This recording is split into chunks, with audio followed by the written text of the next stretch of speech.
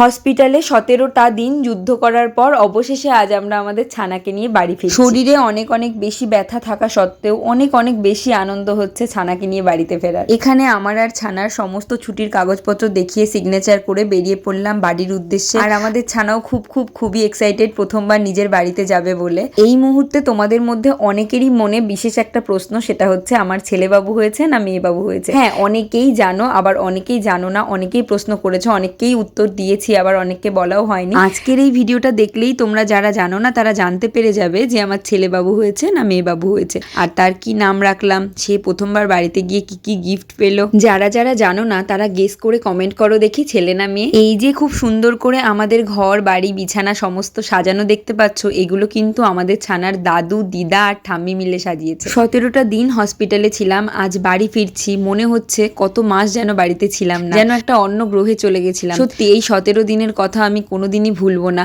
অনেকেই ভাবছো 17 দিন হসপিটালে বেবি ডেলিভারির জন্য লাগে?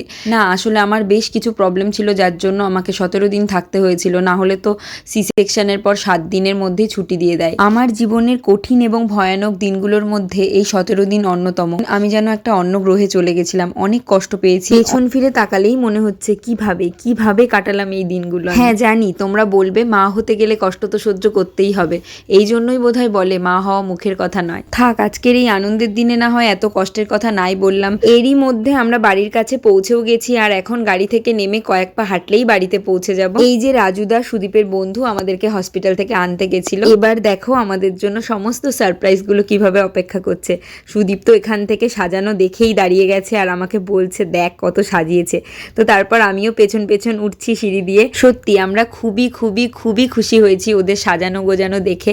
তার কারণ হ্যাঁ, আমরা জানতাম যে বাড়িতে সবাই সাজিয়ে রাখবে, কিন্তু আমাদের ছানার দাদু ঠাম্মা দিদা যে এত সুন্দর করে সাজাতে পারবে আমরা কিন্তু ওদের থেকে এত কিছু এক্সপেক্টই করিনি। যাই হোক, এরপর আমার শাশুড়ি মা কিন্তু আমাদের তিনজনকেই বরণ করে ঘরে তুলে নিচ্ছে, আর তার জন্য প্রথমেই মাথায় গঙ্গা জল ছিটিয়ে নিল। যার জন্য আজকের এই এত আনন্দ আয়োজন, এত সাজানো গোজানো, সে কিন্তু দিব্য জেগে রয়েছে। যে হসপিটালে সারাক্ষণ খালি ঘুমাচ্ছিল, খাওয়া দাওয়া করছিল না, যার জন্য আমি ভাবছিলাম কেন খাচ্ছে না, কেন এত ঘুমাচ্ছে। বাড়িতে আসবে বলে যখন থেকে বাড়িতে আনার জন্য হসপিটাল থেকে বার করা হয়েছে তখন থেকে খালি জেগেই আছে। আমরা তো অবাক হয়ে গেছি সবাই। আর দেখো এখানে বরণ করার সময় ও কিন্তু খুব সুন্দর মিষ্টি স্মাইল দিয়ে দিয়েছে, যাতে কিন্তু সবাই আরো বেশি আনন্দ পেয়েছে। আমার শাশুড়ি মা এখানে বরণ করার সময় বরণের থালাটা ওর মাথায় ঠেকাতে যাচ্ছিল, আর আমার খালি ভয় লাগছিল যদি ওর গায়ে পড়ে যায়। সেই জন্য আমি আর সুদীপ বারবার বলছিলাম একটু দূর থেকে করো, ওর গায়ে ঠেকাতে হবে না। আমার শাশুড়ি মাও সাবধানেই করছিল।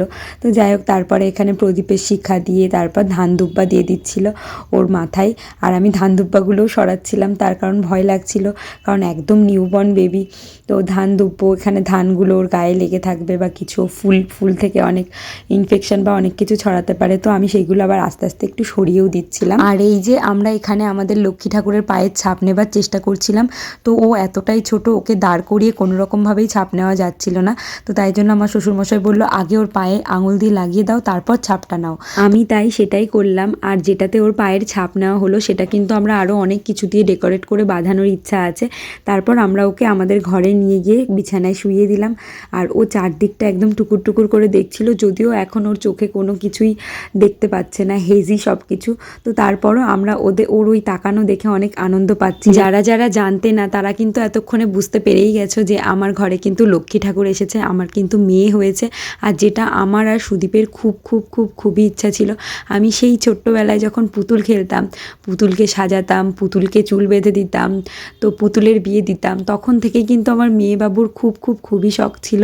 হ্যাঁ, ছেলে হলেও হতো, তো কিন্তু মেয়ে হয়েছে বলে যেন বেশি খুশি। সুদীপও খুব বেশি খুশি মেয়ে হয়েছে বলে, আমার শ্বশুরমশাইও খুব খুশি, সবাই আসলে খুব খুশি হয়েছে। আমি যেন সেই ছোট্টবেলার পুতুল খেলাটাকে আবার ফিরে পাবো, আমার মেয়েকে মানুষ করার মধ্যে দিয়ে। মেয়ের চুল বাঁধবো, মেয়েকে সাজাবো।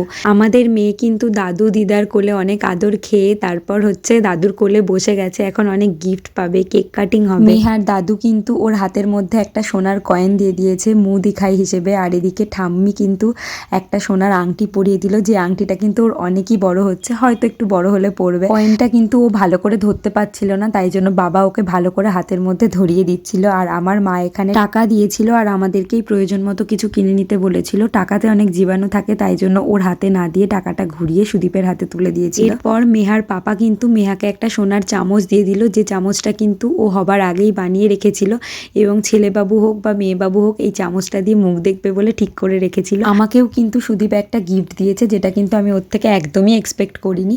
আমাকেও একটা স্মার্ট ওয়াচ দিয়েছে, আর যেটা দেখে আমি খুবই খুশি হয়ে গেছিলাম, তার কারণ আমার এর আগে স্মার্ট ওয়াচ ছিল না।